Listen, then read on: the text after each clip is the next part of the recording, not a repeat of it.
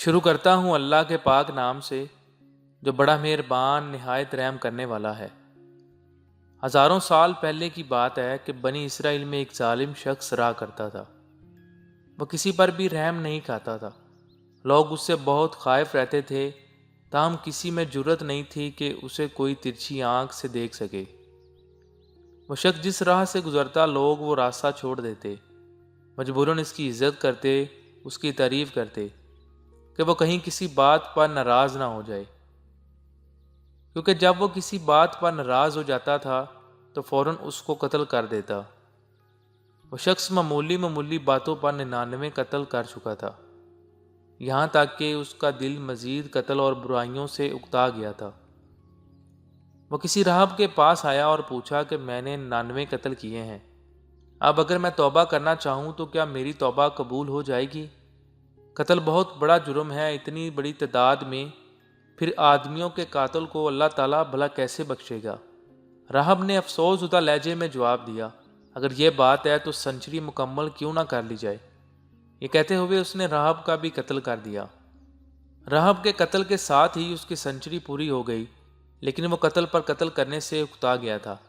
اب وہ ایک عالم کے پاس چلا گیا اور اس کو کہا، میں نے اب تک 100 آدمیوں کا قتل کیا ہے، اب اگر میں توبہ کروں تو کیا بخش دیا جاؤں گا؟ عالم نے اسے اللہ تعالیٰ کے غفور و رحیم ہونے کے متعلق آگاہ کیا اور بتایا کہ اگر سچے دل سے توبہ کرو گے تو اللہ تعالیٰ تمہیں معاف کر دے گا، لیکن شرط یہ ہے کہ تمہیں اس بری صحبت کو چھوڑ کر کسی دوسری جگہ جانا ہوگا۔ عالم نے اسے ایک گاؤں کا پتہ بتلایا اور ہجرت کرنے کی تلقین کی۔ اس وقت وہ ایک ایسا گاؤں تھا کہ جو نیکیوں کی وجہ سے مشہور تھا اور دوسروں کی نسبت نیکیوں میں آگے تھا، اور جو شخص اس گاؤں میں داخل ہو جاتا اسے امن مل جاتا، اور اگر کوئی توبہ کرنا چاہتا تھا تو اس گاؤں کو چلا جاتا تھا۔ 100 آدمیوں کا یہ قاتل بھی عالم کے کہنے پر اس گاؤں کی طرف روانہ ہو گیا۔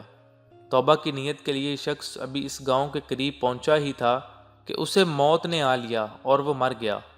موت کے بعد جنت اور دوزخ کے فرشتوں کے درمیان تکرار ہو گیا، جس میں رحمت کے فرشتے اس بات پر بضد تھے کہ اس شخص نے توبہ کی نیت کر لی تھی اور اب توبہ کرنے کے لیے ہی اس گاؤں کی طرف چلا آ رہا تھا، راستے میں فوت ہو گیا۔ عذاب کے فرشتے کہہ رہے تھے کہ یہ 100 آدمیوں کا قاتل ہے اور ابھی اس نے کوئی نیکی نہیں کی ہے، لہٰذا اس کی روح ہم اپنے ساتھ لے جائیں گے۔ جھگڑے نے تول پکڑا تو اللہ تعالیٰ نے فیصلہ کیا کہ توبہ کی نیت سے یہ شخص جہاں سے روانہ ہوا تھا وہاں سے یہاں تک جہاں یہ مرا قدم شمار لیے جائیں۔